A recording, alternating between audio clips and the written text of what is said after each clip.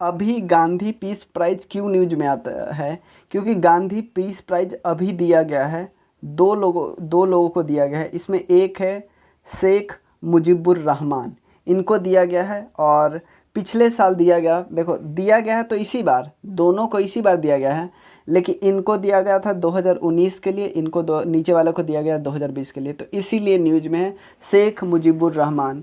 Clear, इनको दिया गया है। और आपको ये भी पता है 50 साल पूरा हुआ है बांग्लादेश के इंडिपेंडेंस मूवमेंट का, तो इसीलिए शेख मुजीबुर रहमान को अवार्ड दिया गया गांधी पीस प्राइज। तो ये अवार्ड वैसे भी फेमस हो जाता है। क्लियर, तो इसके बारे में देख लेते हैं गांधी पीस प्राइज के बारे में। ठीक है ना। सबसे पहले तो बोला जाता है कि गवर्नमेंट ऑफ इंडिया देती है, लेकिन गवर्नमेंट ऑफ इंडिया की जो मिनिस्ट्री देती है वो याद रखिए कल्चर मिनिस्ट्री देती है, क्योंकि आपसे पूछा जा सकता है। ठीक है ना। और क्यों दिया जाता है, आप प्लीज़ इसको गांधी पीस प्राइज को गांधी पीस अवार्ड से कंफ्यूज नहीं होना। जो अवार्ड वाला है ना वो अमेरिका के द्वारा दिया जाता है। क्लियर, समझ में आया ना। अवार्ड, प्राइज जो है इंडियन गवर्नमेंट के द्वारा दिया जाता है, आप प्लीज़ कंफ्यूज मत होना।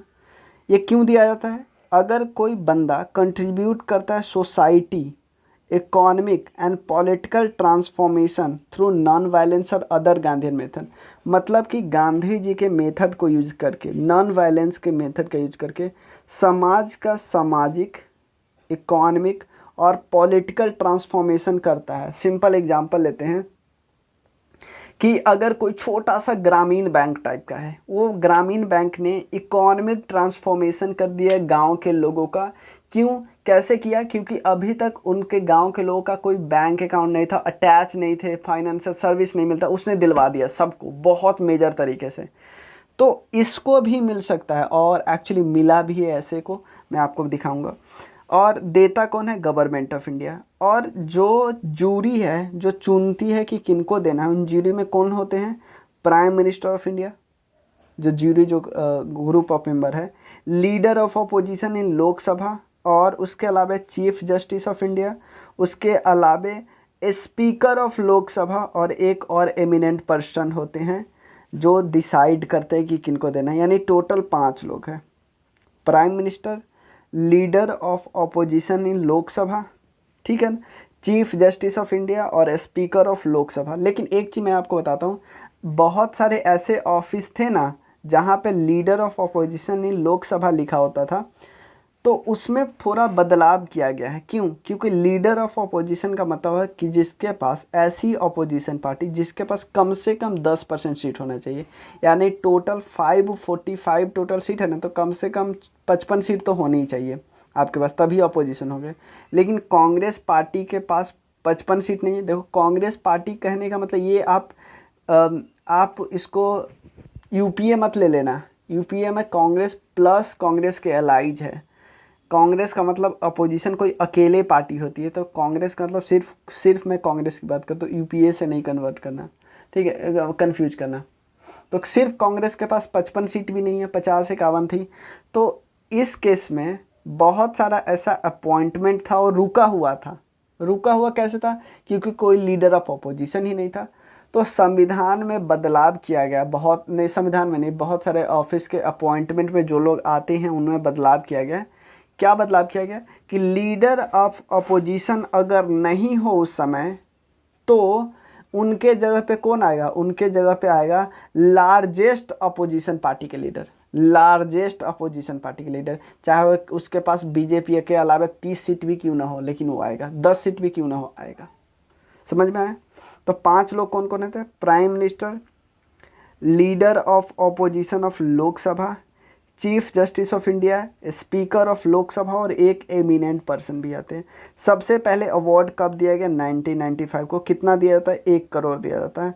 पिछली बार अवार्ड दिया 2021 को। लेकिन 2021 को में जो अवार्ड दिया गया ना, वो 2019 और 20 के लिए दिया गया है। 2021 का अवार्ड किन्हीं को नहीं मिला है, ये ध्यान रखिएगा।